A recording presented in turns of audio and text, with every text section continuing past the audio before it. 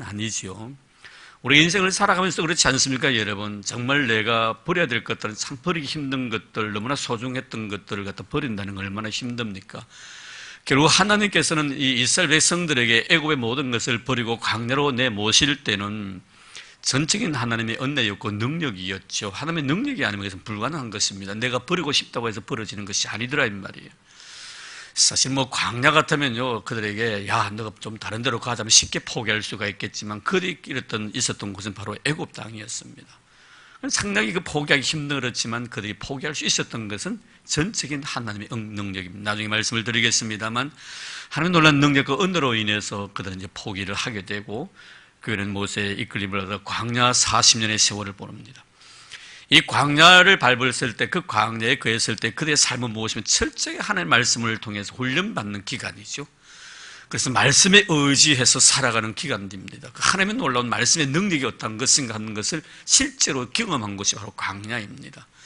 그래서 우리가 정말 이 광야 같은 인생의 삶을 살아가면서 정말 하나님의 놀라운 말씀의 능력 자체를 우리가 순간순간마다 경험할 때가 참 많습니다. 그래서 하나님의 말씀이 아니면은 우리가 살 수 없다는 것이죠.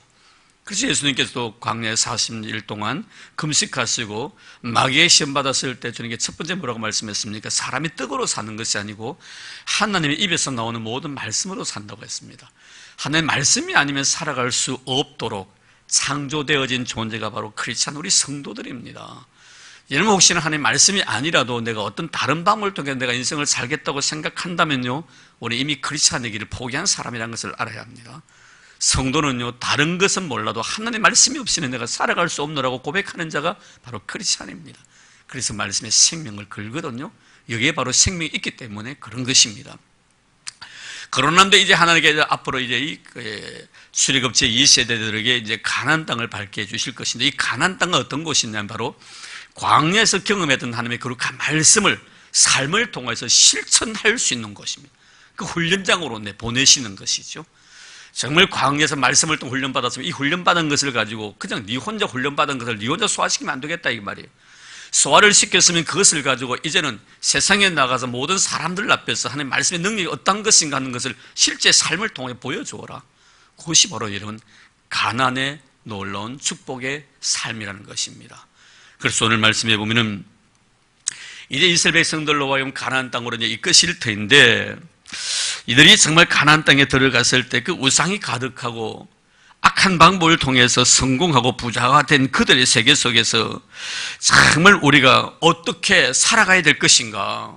사실 그렇지 않습니까? 가나안 땅이란 곳은 아무도 밟아보지 못한 땅이지만 그 땅은 정말 악이 우글거립니다. 악한 방법으로 잘 입고 잘 먹고 잘 살고 큰소리 떵떵 치는 사람들의 모인 곳이 바로 이 가나안 땅입니다. 그러면 이 가나안 땅에 우리 하나님의 백성인 이스라엘 백성이 들어가가지고 어떻게 살 것인가, 그리고 우리가 믿는 하나님께로부터 우리가 어떤 복을 받고 살아가고 있는가 하는 것을 그들에게 보여준다는, 참 이것이 바로 하나님께서 이스라엘 백성들을 가나안 땅에 인도하시는 목적이지요. 너희들은 지금까지 악한 방법으로 내 방식대로 살아왔지만 우리는 그런 방식이 아닌 철저하게 하나님이 원하시는 방법으로 살아와도 하나님 앞에 복을 받고 하나님 앞에 은혜를 입어서 너희들보다 더 윤택한 삶을 살 수 있다는 것을 삶을 통하여 확실하게 보여주어라 이거예요. 이게 바로 여러분 하나님의 백성들이 가나안 땅에서 살아가야 될 삶의 목적이었다는, 오늘도 우리도 마찬가지지 않습니까 여러분? 하나님을 알지 못하는 세상 사는 사람들 보십시오.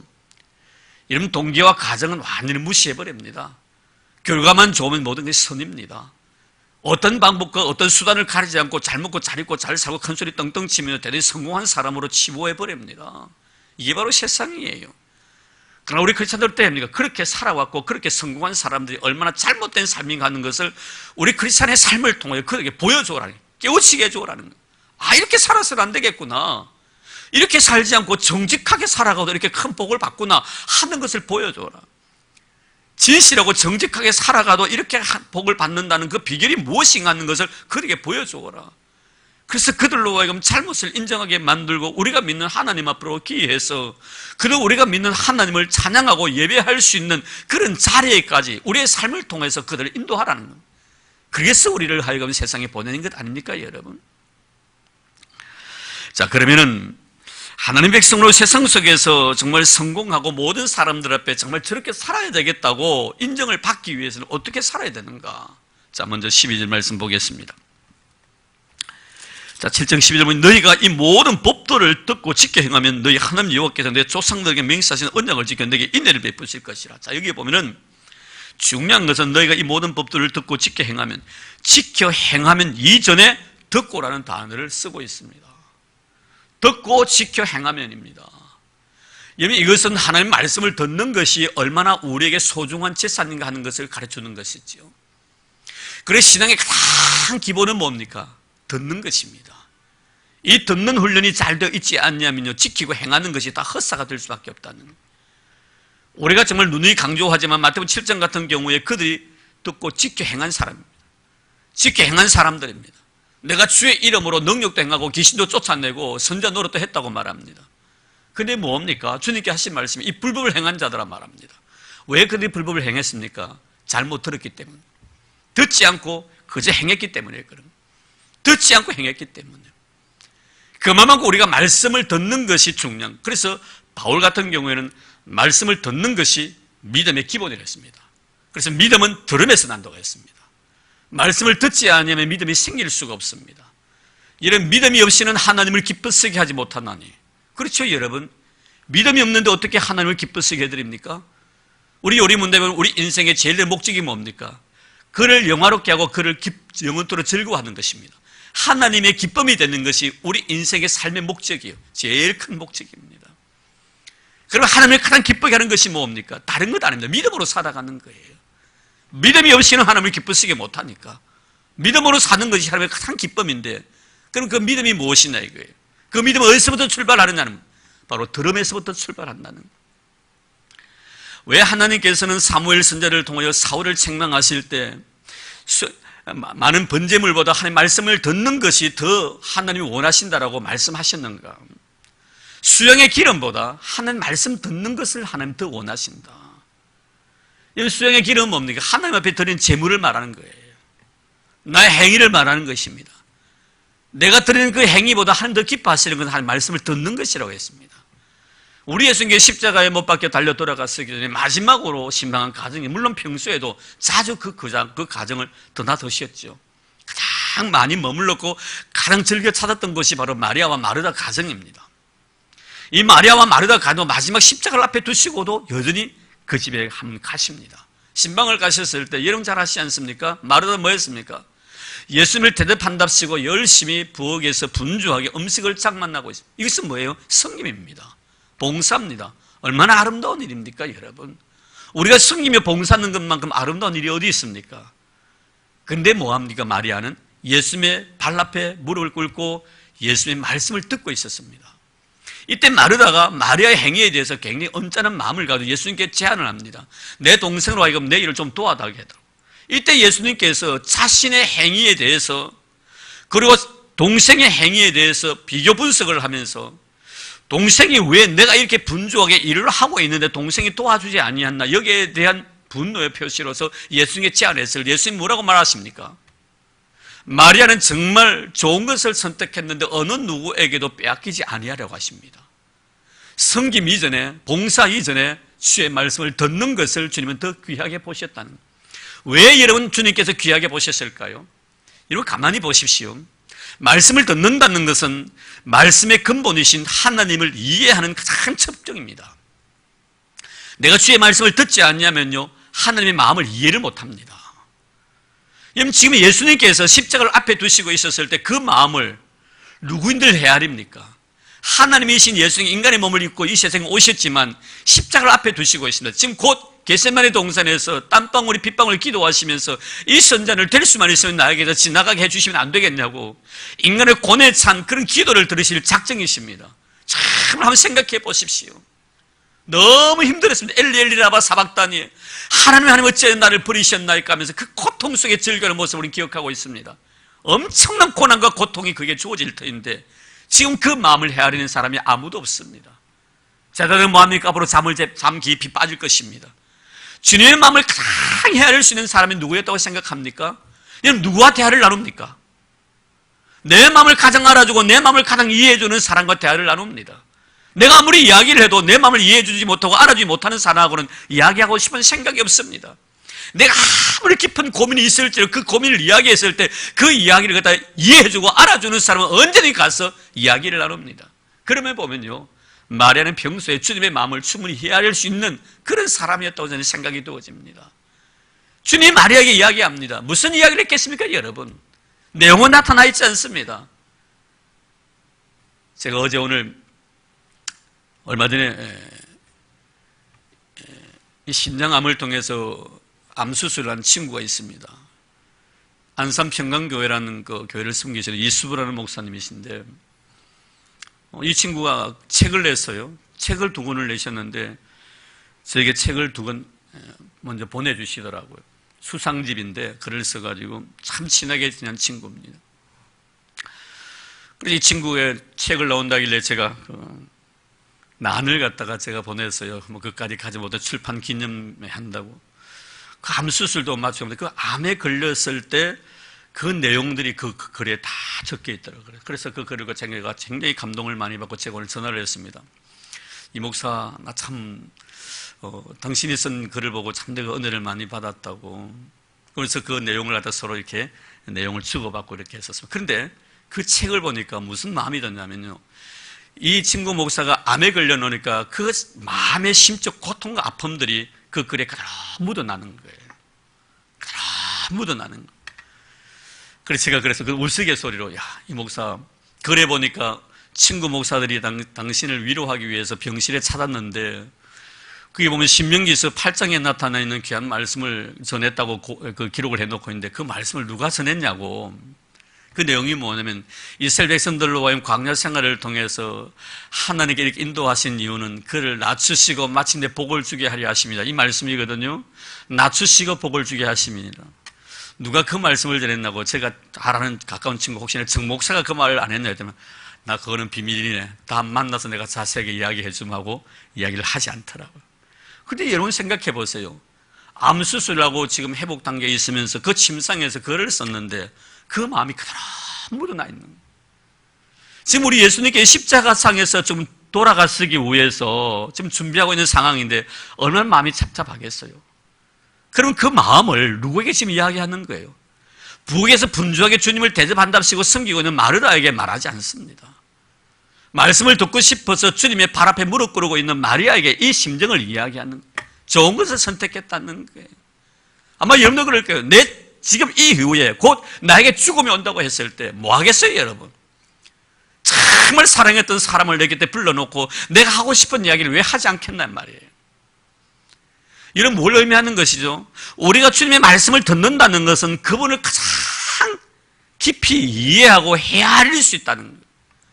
그래서 하나님은 말씀을 듣는 사람을 그렇게 좋아하시는 거예요. 그것이 바로 믿음이기 때문에. 주님의 마음에 가장 기쁨이 되는 것이 믿음이라고 한다면 주의 심정을 갖다 가장 헤아릴 수 있는 자가 주의 말씀을 듣는 자입니다. 그럼 말씀을 듣는 자가 바로 믿음의 생활을 한다는 거예요. 그래서 말씀은 들음으로 인해서 믿음이 생기는 거예요. 믿음은 말씀을 듣는 데서 이루어지는 거예요. 저는 여러분들에게 꼭 부탁드리고 싶은 것은 어떤 행위 이전에 듣고 지켜 행하기 이전에 먼저 왜 듣고라는 단어를 썼는가 하는 말씀이에요. 잘 들으시기를 바랍니다. 이런 마르다가 결국에는 자신이 그 일을 하고 있으면서도 동생에 대해서 불만을 느끼는 이유가 뭡니까? 듣지 않기 때문에. 말씀을 전해도 그 말씀을 귀담아 듣지 않았기 때문에. 여러분, 우리가 어떤 성경과 어떤 봉사를 통해서 내 마음속에 불평, 불만이 일어나고 있다는 이미 내가 주의 거룩한 말씀을 내 마음속에서 지워버렸다는 거예요. 그런 현상들이에요. 하나님의 거룩한 말씀이 내 마음속에 살아있으면요, 내가 어떤 일을 행할 때 그 일 행함 자체를 통해 절대로 불평이 나타나 있지 않습니다. 왜? 말씀을 바로 들으면요, 왜 내가 이 일을 해야 되는가 하는 것을 깨닫기 때문에. 어떤 누구에게 내가 자랑을 드러내기 위함도 아니고 하지 아니하는 사람에게 나를 보라고 본보기로 하는 것도 아닙니다. 내가 그렇게 할 수밖에 없는 은혜를 입었다는 것을 내가 깨우치기 때문에 그런 거예요. 그래서 저는 새벽에마다 나와서 기도하는 우리 성도들에게, 때로는 기도하는 성도에게 참 위로가 되고 축복된 말씀도 드리지만 가끔 보면 그런 말씀을 듣는, 왜 우리가 새벽에 나와 기도하냔 말이에요. 새벽에 나와서 기도하지 않는 사람들 우리가 판단할 필요가 없고 비판할 필요 없습니다. 우리는 새벽에 나와서 기도하지 않냐면 안 될 은혜를 입었기 때문에, 은혜를 입었기 때문에 우리가 이게 뭐예요? 말씀의 가르침입니다. 우리가 말씀에 대한 바로 듣기 훈련을 바로 하게 되면요, 내가 행하고 있는 행위 자체에 대해서 그렇게 도와주지 아니한다고 해서 불평불만 원망을 우리가 할 수가 없다는, 그 일 한 것 자체에 대해서 얼마나 감사한 일인데, 다른 사람이 아니라 나에게 이 일을 주신 거예요. 얼마나 고맙습니까? 주님이 다른 가정에 가버리셨더라면 내가 어떻게 주님을 섬길 수가 있어요? 다른 가정에 가지 않고 내 가정에 온 거예요. 나로 하여금 주님을 섬길 수 있도록 어디를 주신 거예요. 얼마나 감사한 일이에요.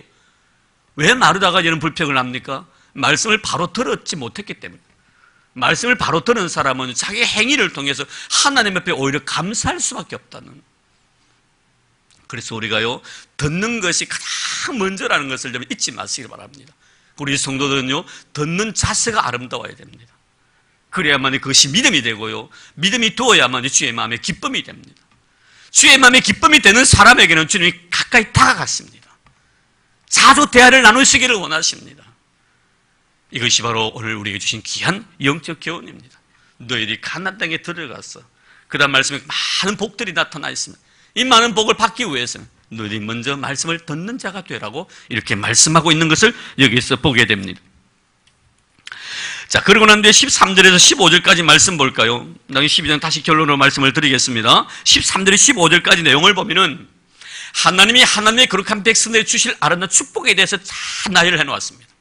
복에 대해서 나열을 해놓았습니다. 여기 보면 이 복을 받을 수 있는 자가 누굽니까? 다시 12절 올라가 볼까요? 지켜 행하는 자. 말씀을 듣고 지켜 행하면 13절 보세요.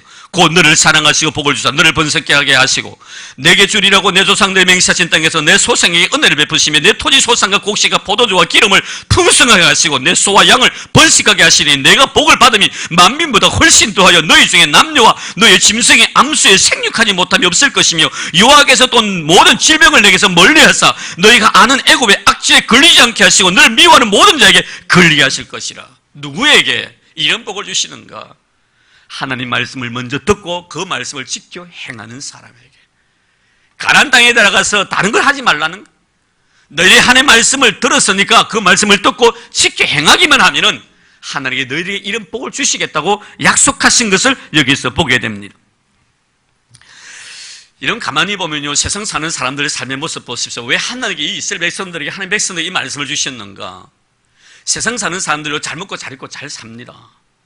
그런데 이런 세상 사는 사람들이 지금 가나안에 말하는 겁니다. 가나안 땅에 있는 사람들이 잘 먹고 잘 입고 잘 삽니다. 하나님 없이 사는 사람들도. 그런데 잘 먹고 잘 입고 잘 사는 사람을 가난하게 사는 사람들이 없는 사람이 참 존경하고 부러워해야 되겠는데 부러움과 존경이 전혀 없는 거예요. 왜 그렇습니까, 여러분? 그런 악한 방법으로 물질을 모을 수 있는 지혜를 가진 자예요. 악한 지혜를 가진 사람입니다. 어느 사람의 눈에 눈물을 흘리면서까지 자기의 이익을 위해서는 수단과 방법을 가리지 않는 사람들의 모임입니다. 그럼 여러분 보세요. 우리가 세상적으로 방법을 보면 뭐 30평짜리 아파트 살 수가, 25평짜리 아파트 살 수가 있습니다. 또 아니면 전세를 살 수 있는, 전세 사는 사람들이 아파트를 사는 사람 보고 참 거짓말 많이 시켰구나. 그리고 돈 좀 많이 버렸구나. 뭐 당신들이 뭐 그걸 좀 사는 거, 당신이 우리보다 더 거짓말을 많이 시킨 결과지 뭐. 또 너희들이 뭐 기회를 잘 잡았을 뿐이지, 우리가 기회를 잡지 못했을 뿐이지 우리도 충분히 살 수 있어. 전혀 여러분 그 사람들에 대해서 부러움이 없습니다. 그리고 그들 어떻습니까? 가진 사람은 어떻게 해요? 떵떵거리면서 가지 못한 사람을 아주 경멸해 버립니다. 그냥 군림하려고 합니다. 밑에 사람은 그들을 갖다 저주의 대상으로 생각하고 위에 사람은요 지배의 대상으로 생각합니다. 이게 뭐예요, 여러분? 하나님이 없이 악을 통해서 자기 지혜를 통해 자기 경험을 통해서 수단과 방법을 가리지 않고 긁어 모은 사람들의 삶의 모습들이에요. 그래서 세상 사는 사람들은요 조금 가진 것 있으면 그 가진 것 가지고 우쭐댑니다. 큰 소리 떵떵 칩니다. 없는 사람 막 그냥 짓누르려고 합니다. 그래서 세상 사는 사람들이 돈을 많이 벌이려 하려는 이유가 뭡니까? 세상에 나가 좀 큰 소리 치고 싶다는 거예요. 이것 외에 없습니다. 그런데 우리 하나님 백성은 어떻습니까? 그렇게 살지 않습니다. 하나님 백성은 정직하게 삽니다. 진실하게 삽니다. 선을 행하며 삽니다. 악한 방법으로 돈을 모으지 않습니다. 철저하게 하나님 말씀대로 모으는 사람들입니다. 결과나 동기나 과정이나 변함이 없습니다. 동기도 선했고 과정도 선했고 결과도 선한 거예요. 이런 동기와 가정이 선하면 결과에 대해서 우리가 연연할 필요가 없습니다. 왜 세상 사는 사람은 결과에 대해 그렇게 연연합니까? 동기와 가정이 잘못되었기 때문에 그런 거예요. 동기와 가정이 잘못되었기 때문에 결과라도 선해가지고 내가 악한 방법으로 좋지 못한 수단을 가지고 어떤 것을 많이 버리면 그 버린 것을 통해서 모든 사람들이 야 대단하게 열심히 살았구나 인정받고 싶어서 그런 거예요. 우리 믿음의 사람들은요 동기가 선하고요 가정이 선하면요 결과에 대해서 전혀 여러분 연연하지 마시기 바랍니다. 좋을 수도 있고 안 좋을 수도 있습니다. 얼마나 여러분 하나님께서 내가 인생을 살아가면서 진실하게 살아갔는가 하는 동기와 과정만 선하면 결과는 다 선이에요. 많은 것을 주시니 적것을 주시니 다 선이단 말이에요. 이런 가치관을 가지고 우리는 살아가야 됩니다. 그래서 예수 믿는 사람의 방식은 어떻습니까? 가져도요 가진 것 때문에 절대로 교만하지 않습니다. 남을 무시하지 않는다 이 말이에요. 예수 믿는 사람들은요 내가 가지고 있으면요 이 가진 것을 가지고 없는 사람을 위해서 나에게 주셨구나 생각하고 그래 베풉니다. 그리고 어떻습니까? 가지 못한 사람은 가진 자에 대해서 존경을 하는 거예요. 참 하나님의 은혜 속에 살아가는 사람은 저렇게 살아가구나. 부러움의 대상이 되는 거예요. 또 없는 사람은 어떻습니까? 가지 못한 것에 낙심하거나 절망하지 않습니다. 좌절하지 않습니다. 나는 다음에 어떤 방법을 통해서 내가 돈을 벌어야지 이렇게 말하지 않습니다. 끝까지 겸손한 마음을 잃어버리지 않고 하나님을 철저하게 의지합니다. 가진 자는 없는 사람이 긍휼의 대상이 되고 없는 사람은 가진 사람이 존귀의 대상이 됩니다. 얼마나 아름답습니까? 이런 모습을 가나안 땅에 가가지고 보여주라는 거예요. 떵떵거리며 사는 것이 아니라 진실되게 살아간 자의 삶의 모습이 어떻다는 것을 너희들이 믿지 않는 사람들, 하나님 없이 사는 사람들에게 보여주라는 거예요. 그래서 축복에 대한 내용이 바로 이겁니다. 나쁜 방법을 통해서가 아니라 진실로 하나님 말씀대로 성실하게 진실하게 살아가는 사람들도 저렇게 잘 되구나 하는 것을 보여줘라. 저는 우리 성도들이요 이 세상 살면서 참 많은 것들을 하나님께로부터 부여받기를 바랍니다. 그러나 그 많은 은혜들을 누릴 때 절대로 가진 것 때문에 교만하지 마십시오. 없다고 여러분 좌절하거나 절망하지 마시기 바랍니다. 가진 것도 하나님의 은혜요 없는 것도 하나님의 은혜이기 때문에 모든 것 속에서 하나님의 은혜를 느끼며 살아갈 수 있는 자가 되기를 바랍니다. 이는 없다고 해가지고 정말 병들었다고 해가지고 내가 약하다고 해가지고 주눅들지 마십시오. 그런 자들 얼굴 속에 기쁨이 있고 감사가 있고 감격이 있어 보십시오. 세상 사는 사람은 우리를 바라보고 뭐라 합니까? 부러움으로 바라봅니다. 이런 마귀는요 악한 방법을 통해서 어떤 것을 가지고 있을 때요 절대 그것에 대해서요 부러워하지 않습니다. 마귀는 오히려 그들을 갖다 얕봅니다. 그래 알았어. 그럼 너는 그런 방법을 통해서 네가 그런 거 얻었는데 뭐 네가 아이고야 하고 아주 우리에 대해서 그렇게 살아가는 방법으로 살아가는 사람에 대해서 아주 격화시켜버립니다. 마귀는. 그런데 하나님의 말씀대로 진실되게 살아가는 삶을 앞에서는 버벅 뜹니다. 마귀가. 아무리 가난해도요 그런 사람 못 건집니다. 왜요? 하나님 방식대로 살아가기 때문에. 오늘 그래서 뭐라고 말씀합니까? 15절 말씀 보세요. 여호와께서 또 모든 질병을 내게서 멀리하사 너희가 아는 애굽의 악질에 걸리지 않게 하시고 너를 미워하는 모든 자에게 걸리게 하시고. 하나님 믿는 사람이니까요 하나님께서 사단이 나에 대해서 비웃지 못하도록 하나님 우리에게 이런 은혜를 주신다고 말씀하고 있습니다. 사단의 두려움의 대상은요 하나님 말씀대로 정직하게 사는 사람이에요. 아무리 가진 것이 없더라도요 하나님 말씀대로 정직하게 살면요 사단이 벌벌 떱니다. 그러나 하나님의 방법이 아닌 세상적인 방법을 가지고 아무리 많이 모아보십시오. 사단은 그런 사람을 보고 비웃습니다. 왜? 자기의 종이기 때문에 비웃습니다. 지 멋대로 조종합니다. 그러나 하나님의 말씀대로 살아가는 사람 절대로 배우에 조종 못하게 되어 있습니다. 왜? 하나님이 그를 조종하기 때문에. 사랑하는 성도의 우리는 항상 어떤 상황 속에서라도 하나님 말씀대로 살아가야 될 이유가 여기 있다는 것을 우리에게 말씀해 주고 있는 것을 여기에 봅니다. 자, 그러면서 이제 하나님께서 이스라엘 백성들에게 너희들이 가나안 땅에 들어갔을 때 주의해야 될 것을 다시 말씀합니다. 복을 주시지만 주의해야 될 것이 뭡니까? 자, 16절부터 쭉 나옵니다. 내 하나님 여호와께서 내게 넘겨주신 모든 민족을 내 눈이 긍휼히 여기지 말고 진멸하며 그들의 신을 섬기지 말라. 그것이 내게 올무가 되리라.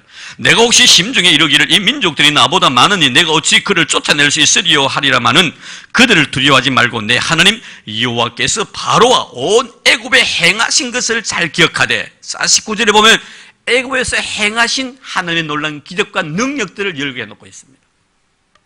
뭘 의미하는 거죠 여러분? 너희들이 가나안 땅에 들어가서 절대로 가나안에 있는 그 사람들 두려워하지 말라는 거예요. 그런 굉장히 늙은 힘이 있을 것이다. 세상 지혜도 가지고 있단 말이에요. 군사력도 소유하고 있다는 거예요. 그들이 너희를 해치기 위해서 군대를 모아가지고 너희를 칠 수 있을 것이다. 그러나 절대로 두려워하지 말라라고 이렇게 말씀하고 있습니다. 왜 그렇습니까, 여러분? 하나님은요, 하나님 백성에 대해서 세상에 아무리 강한 힘을 가지고 와도요, 하나님은 하나님 백성을 지켜주기 때문에 그런 거예요. 하나님의 말씀을 듣고 지켜 행하는 자에 대해서는 하나님이 그 생명을 하나님의 생명 싸개 속에 보호해주기 때문에. 우리가 사무엘 상서를 보면 굉장히 다이나믹한 그런 이야기들이 많이 있습니다. 강력한 영적 힘을 우리에게 주시는 그런 용기 있는 말씀들이 많이 있지요. 그것이 바로 여러분 다윗과 사울의 관계예요. 여러분 다윗은 뭐예요? 선의 대명사입니다. 사울은 뭐예요? 악의 대명사입니다. 끊임없이 악이 선을 헤아려고 달려듭니다. 보십시오, 여러분. 여러분, 악은 뭡니까? 세상에 엄청난 힘을 가지고 있는 왕입니다. 선은 뭡니까? 어찌 보면요, 악과 대악에서 싸울 수 있는 힘이 없는 나약한 모습으로 나타납니다. 매일 쫓겨다닙니다. 다윗은 늘 사울에게 쫓겨다녀요. 근데 여러분, 아무리 쫓겨다니고 죽이려고 해도 사울이 다윗의 생명을 한 번이라도 손 건진 적이 있습니까? 안 됩니다. 하나님이 다 지켜줘. 오히려 여러분, 다윗이 사울을 죽일 수 있는 기회를 더 많이 가집니다. 대표적인 얘기가 뭡니까? 엔게디 동굴 앞에서 다윗의 쫓던 300명의 군사들이 그 굴 안에 깊이 사울이 3,000명의 군사를 거느리고 쫓아온다는 소식을 듣고 그 굴 속에 피신해버립니다. 근데 놀랍게도요, 그 엔게디 동굴 앞에 와가지고 이 사울이 생리적인 현상 때문에 응가를 해야 될 거예요. 그래 굴 속에 들어오는 거예요. 적진에 들어오는 거예요. 군사들 다 멀리 나르고 자기 혼자요. 왕인데 체면 있지 않습니까? 그래서 아무도 보지 않는 그 굴 속에 들어가서 응가를 하는 거예요. 근데 그것을 다윗의 부하들이 본 거예요. 그 옷을 벗어놓고요, 응가를 하는데 하나님께서 당신의 손에 사울을 붙여놓았다고 서로의 길하고 죽이라는 거예요. 다윗이 뭐라고 합니까? 하나님께로부터 기름 부음 받은 사람의 몸에 손을 대는 것은 하나님께 금하신 일이라 하면서 절대로 안 됩니다. 그리고 옷자락만 살 자르죠. 그 증거물로 삼기 위해서 벗어놓은 옷자락을 자릅니다. 나중에 사울은 그것을 모르고요, 갑니다. 나중에 다윗이 그 증거물을 사울에게 보여주죠. 이때 이런 사울이 뭐라고 합니까? 이런 그게 보면요, 이 사울이요, 참 보면요, 악한 사람이라 알 수가 있어요. 겉으로 바라보면 굉장히 유약해 보이고 선한 모습을 취하지만요, 내면의 세계 속에 보면 얼마나 그 악한 자인 걸 알 수가 있습니다. 다윗에게요, 나중에 뭐라고 합니까? 눈물을 뚝뚝 흘리면서요, 네가 나보다 어렵도다 합니다. 이러면 사울이 어려운 자입니까, 여러분? 다윗이 어렵지요. 너는 의인이요, 나는 죄인이라고 말을 해야죠. 너는 나보다 어렵다고 말을 합니다. 비교를 해가지고 네가 나보다 좀 낫다 이 말이에요. 여러분 보십시오. 사울이 아무리 다윗을 죽이려고 해도요, 하나님께서요 그 생명을 지켜주는 거예요. 하나님의 말씀을 듣고 그대로 지켜 행하는 사람이에요. 사울을 죽일 수 있는 그 상황 속에서도 하나님께서 기름 부음을 받은 사람의 몸에 손을 대는 것을 하나님이 원치 아니한다라고 그가 고백한 그 모습을 보면서 느끼는 뭡니까? 하나님의 말씀을 듣고 지켜 행하는 사람이기 때문에 하나님은 다윗의 생명을 지켜줍니다. 절대로 해하지 못하고 지켜주는 거예요. 나중에 다윗이 세월이 지나고 난 뒤에 그 인생을 회고하면서 시편 23편이 뭐라고 말합니다. 내가 음침한 사망의 골짜기를 지날지라도 해를 두려워하지 않았던 것은 주께서 나와 함께 하심이라. 주의 막대기와 지팡이가 나를 안위하시나이다. 이렇게 말씀합니다.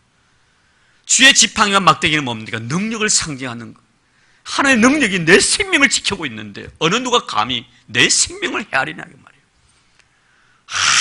아무리 세상이 강력한 힘을 가지고요, 어찌 보면 약하니 힘없는 다윗을 죽이려고 했지만 그 힘없는 다윗은 의인이었습니다. 선한 자였습니다. 이러면 상대가 안 되는 거예요. 그러나 하나님께서는 사울을 제거해 버리십니다. 그리고 다윗을 위대한 사람으로 삼으시는 것 보세요. 그래서 바울은 그런 말을 합니다. 왜 하나님께서는 약한 자를 들어서 강한 자를 부끄럽게 하시는 거예요? 왜 어리석은 자를 선택해서 지혜로운 자를 부끄럽게 하시는 거예요? 이런 보십시오. 다윗이 얼마나 어리석습니까? 세상적으로 바라보면 말입니다. 자기를 죽이려고 하는 사람이 자기 눈앞에 있습니다. 칼로 찌르면 죽습니다. 안 죽이는 거예요. 곁에 있는 부하들 그렇게 배고픔 속에 쫓겨다니고 있으면서 죽일 수 있는 기회가 있는데 죽이다. 세상으로 바라보면 얼마나 어리석은 자입니까? 근데 하나님 바라보실 때는 그런 자를 통해서 한 위대한 일을 이루어다. 바울의 고백은 뭡니까? 왜 약한 자를 택하셔서 강한 자를 부끄럽게 하시고 왜 어리석은 자를 택하셔서 지혜로운 자를 부끄럽게 하시는, 이것은 아무 육체라도 하나님 앞에서 자랑할 것이 없게 하기 위하여. 그래서 여러분, 다윗의 모든 시라니 그의 세계를 보면 모든 것이 하나님의 은혜예요. 은혜예요. 아브라함, 이삭, 야곱. 여러분, 하나님은 아브라함의 하나님, 이삭의 하나님, 야곱의 하나님이지만 왜 하나님 그토록 이스라엘, 이 야곱에게서부터 이스라엘 나라를 시작하는가? 여러분, 여기 우리가 깊은 영적 교훈이 있죠. 아브라함에게서나 이삭에게서나 여러분 그의 인생의 삶을 보면요, 물론 훌륭한 일, 정말 위대한 신앙의 인물들입니다. 그러나 그들의 생애 속에는 한 번도 하나님의 은혜에 대해서 거론한 적은 없습니다. 누가 하나님의 은혜를 이야기하는? 야곱에서부터 시작됩니다. 그렇죠, 여러분. 어찌면 야곱은 인간적으로 미숙한 점이 너무 많았고 인간의 부족한 점들이 너무 많은 사람이었기 때문에 야곱은 스스로 그렇게 생각했던 것 같아요. 그렇습니다, 여러분. 우리가 살아갈 때요, 세상적으로 어려운 사람, 잘난 사람들은요, 은혜에 대해서요, 약합니다. 자기가 은혜를 받고 하나님의 용서를 받았지만 그 용서받은 것이 얼마나 큰지 모릅니다. 그리스도님 뭐라고 말씀했습니까? 많이 탕감받은 사람은 많이 사랑하느니라. 야곱은 어찌 보면 하나님께로 너무 탕감을 많이 받은 사람이에요.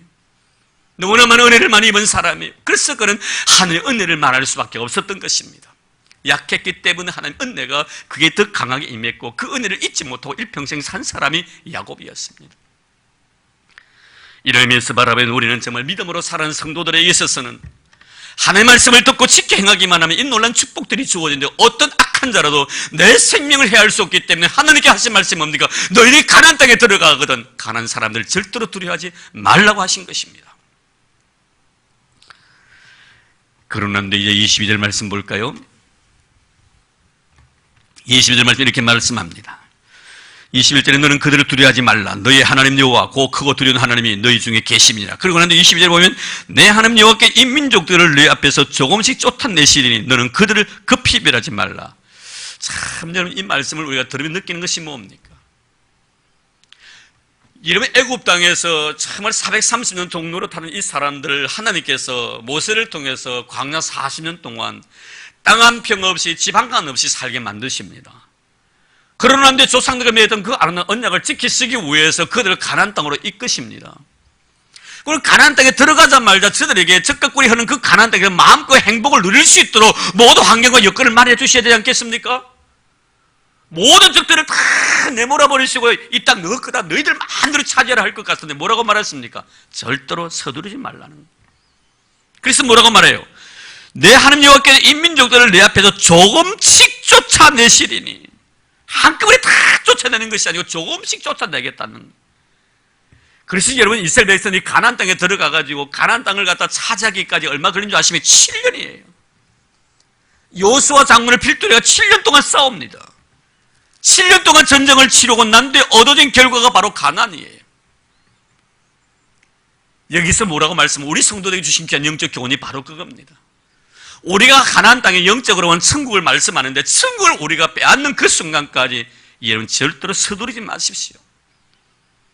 매일매일 삶을 통하여 천국 백성으로서의 아름다운 삶을 이루어 나가야 됩니다. 내가 믿음 하나만 가지고 믿었다고 해가지고 바로 천국 가는 것은 아니더라. 그 믿음을 지키기 위해서 엄청난 시련과 고난의 과정을 우리가 거쳐야 된다는 거예요. 물론 사람들마다 하나님께 요구하는 그 분량들은 다 다릅니다. 믿음의 분량에 따라서 어떤 사람은 더 시련, 내가 감당할 수 없는 그런 시련을 주시기도 하십니다. 왜 하나님 저 사람은 저렇게 평안하게 예수를 믿습니까? 그렇습니다. 평안하게 예수를 믿을 수밖에 없기 때문에 그렇게 하는 거예요. 그런데 왜 하나님 나에게 이렇게 엄청난 시련과 고난을 주십니까? 그것이 필요하기 때문에 주시는 거예요. 이런 뭘 의미하는 거죠? 하나님이 하시는 모든 일을 너무 쉽게 판단하지 말라는 거예요. 기다릴 줄 아는 자가 되라는 거예요. 한꺼번에 쫓아내는 것이 아니라는 거예요. 차츰차츰 쫓아내시겠다. 그러고 난 뒤에 뭐라고 합니까? 23절 보세요. 내 하나님 여호와께서 그들을 내게 넘기시고 그들을 크게 혼란하게 하며 마침내 진멸하시고 마지막에는 승리자가 된다는. 자, 24절도 그렇습니다. 그들의 왕들을 내 손에 넘기시리니 너는 그들의 이름을 천하에서 제하여 버리라. 너를 당할 자가 없이 내가 마침내 그 너를 진멸하라. 마침내. 결국에는 뭡니까? 우리에게 승리의 멸관을 씌워주시겠다는. 여러분, 신앙생활 우리들에게는 절대로 서두름이 있어서는 안 됩니다. 하나님의 거룩한 섭리를 기다릴 줄 아는 자가 되어야 합니다. 너무 속단하지 마십시오. 내 자신에 대해서 너무 속단하지 마십시오. 지금 여러분 믿음 좋습니까? 영원토록 믿음이 좋다라고 속단하지 마십시오. 항상 두렵고 떨리는 마음으로 내 자신의 신앙을 지키기 위해서 노력해야 합니다. 언제 내가 넘어질지 모릅니다. 그래서 바울이 뭐라고 합니까? 섰다고 생각한 자 넘어질까 조심하라. 내가 넘어지지 않기 위해서 끊임없이 내 자신을 처복종시켜야 됩니다. 오직 했으면 사도 바울이 나는 날마다 죽노라 고백했겠습니까? 구원이 완성되는 그날까지 달려갈 길 달려고 믿음 지키고 선한 싸움 싸우고, 그러고 난 뒤에 의의 멸관을 하나님께로부터 부여받기 위해서 그의 인생의 모든 삶의 여정들을 보십시오. 복음을 위해서 어떻게 살아왔는가. 절대로 우리는요 서두르면 안 됩니다. 그리고 내가 지금 신앙이 약하다고 해가지고요 너무 속단도 하지 마십시오. 언제나 아름다운 신앙의 모습으로 여러분들을 하나님께서 갖고 가시는 그런 은혜를 우리에게 주시는, 그래서 주님은 이렇게 말씀합니다. 천국은 침노하는 자가 빼앗느니라. 침노하는 자가 빼앗는다. 끊임없이 영적으로 싸우고 이기는 자가 결국에는 차지하게 된다. 그래서 사도 베드로도 그렇게 말씀하죠. 우리 새벽기도마다 나와서 말씀을 들었습니다만, 믿음의 덕의 지식을, 지식의 인내를, 인내의 경건을, 경건의 형제 우애를, 형제 우애의 사랑을 공급하라. 믿음에서부터 사랑까지입니다. 믿음 하나만 가지고 되지 않는다는 거예요. 그 믿음에 나중에 사랑의 열매를 맺기 위해서, 믿음의 씨앗을 뿌리고 난 뒤에 결국에는 사랑의 열매를 맺기 위해서 그 과정들이 8가지 과정들이 있습니다. 이런 것들을 우리가 내 마음의 영적 힘이 되기 위해서는 내가 참고 견디며 기다리고 인내할 수 있는 이런 자가 되어야 합니다. 넘어졌다고 해서 너무 낙심하지 마십시오. 다시 주님께 내 손을 붙들어 일으켜 세워주실 것입니다. 결국 가나안을 갖다가 차지하고 그 가나안 땅에 주님 주시고자 원하시는 놀라운 축복들을 마음껏 향유할 수 있는 사람은 하나님의 말씀을 먼저 듣는 사람입니다. 여러분, 하나님의 말씀을 잘 들으십시오. 왜 그렇습니까? 하나님의 말씀은 하나님이시기 때문에, 하나님 당신 자신을 대신해서 말씀을 주셨기 때문에, 그래서 말씀을 경히 여기는 사람, 하나님은 그 사람을 경히 여기십니다. 창세기 보십시오. 롯의 사위들, 하나님의 말씀을 한간 농담거리로 여겨버렸습니다. 하나님이 그들을 농담거리로 여겨버리십니다. 그 생명을 그 자리에서 가치 없는 것 치부해버리십니다. 우리 생명이 얼마나 귀합니까? 누구의 생명을 소중히 여깁니까? 하나님 말씀에 가치를 둔 자입니다. 이런 기억하시죠? 다윗이 사울을 향하여 하신 말씀, 왕이시여 제가 왕의 생명을 소중히 여긴 것처럼 하나님께 제 생명을 소중히 여겨주실 것입니다. 왜 왕의 생명을 소중히 여겼습니까? 하나님의 말씀이 그 속에 있기 때문에, 말씀이 그 속에 있었기 때문에, 말씀이 그렇게 지시하지 아니하셨더라면 나는 죽일 수 있었다는 것. 말씀이 그렇게 하지 말라고 하셨기 때문에, 말씀을 중히 여기기 때문에 하나님께 내 생명을 중히 여겨 주실 것입니다. 말씀을 중히 여기는 사람을요 하나님 귀하게 보십니다. 절대로 하나님의 말씀을 한간 농담거리 여기면 안 됩니다. 그러면 여러분 하나님께서 여러분을 농담거리 여겨버릴 것입니다. 가치 없는 존재를 인정해버릴 것입니다. 우리는 다 하나님 앞에 소중한 존재가 되고 가나안의 놀라운 축복을 우리에게 주시기 위하여 예비하신 하나님, 엄청난 복을 주시기 위해서 오늘도 우리를 이 세상에 보내실 것입니다. 세상 사는 사람들 앞에 당당하십시오. 나를 통해 예수 그리스도를 생각나게 만드십시오. 진실하게 정직하게 사는 사람들 앞에 세상이 벌벌 떨도록 만드십시오. 내 앞에 세상이 거짓말을 하지 못하도록 만드십시오. 거짓말을 하려고 하면 그냥 가슴이 두근거리고요, 그냥 심장이 터지는 것 같고요, 얼굴에 벌겋 핏기가 돋고요, 저 사람 앞에 내가 거짓말 할 수가 없어 할 정도로 만들어야 합니다. 이게 바로 여러분 크리스찬의 삶이기 때문입니다. 세상은 쉽게 우리 크리스찬 앞에서 거짓말 하려고 합니다. 우리를 속이려고 합니다. 왜 그럽니까 여러분? 우리가 말씀을 듣고 지켜 행하지 않았기 때문에 그런 거예요. 우리가 정말 주의 말씀을 듣고 지켜 행하면요 세상이 나를 절대로 못 속입니다. 저 사람 앞에서는 속일 수 없어. 저 사람은 정직해야 돼. 그것을 압니다. 속이고 난 뒤에 절대로 하루라도 잠을 못 이루기 때문에 그런 것입니다. 듣고 지켜 행하십시오. 그런 하나님께서 가나안의 놀라운 축복들을 저와 여러분들에게 주실 줄로 믿습니다. 하나님 감사합니다. 오늘 우리에게 이렇게 한 말씀 주시고 가나안의 놀라운 축복을 우리에게 주시기 위하여 말씀을 듣고 지켜 행하라고 하신 것 잊지 않게 하옵소서. 우리 성도들의 힘은 세상적인 것에 있는 것이 아니라, 물질에 있는 것도 아니고 권세에 있는 것도 아니라 바로 하나님의 거룩한 말씀에 우리의 힘이 있고 능력이 있는 것임을 믿습니다. 주님, 주의 말씀이 나의 힘이 되게 하소서. 주의 말씀이 나의 능력이 되도록 축복해 주옵소서. 그래야 하나님 세상이 우리를 두려워하게 도와주시고, 세상 속에서 하나님의 말씀대로 살아가는 자가 어떻게 복을 받고 누리는가 하는 것을 정정당당하게